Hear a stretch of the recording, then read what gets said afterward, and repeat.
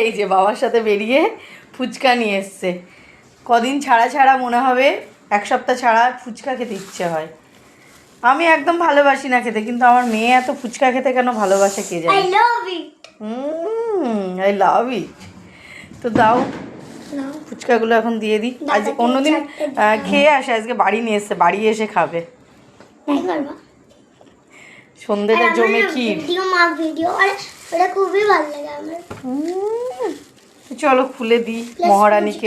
এত ভালো যে আমার বাড়ি এসেই খেতে ইচ্ছে করে। এই যে তেঁতুল জল আর এই যে ফুচকা, এই যে বসে গেছে মহারানী।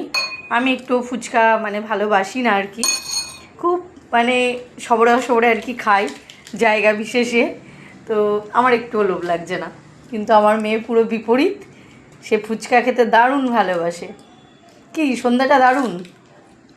এবার খেয়ে নাও, খেয়ে পড়তে বসতে হবে, ঠিক আছে? কেমন?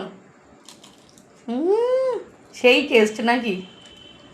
হ্যাঁ, এখন কথা বলবে না, খাচ্ছে।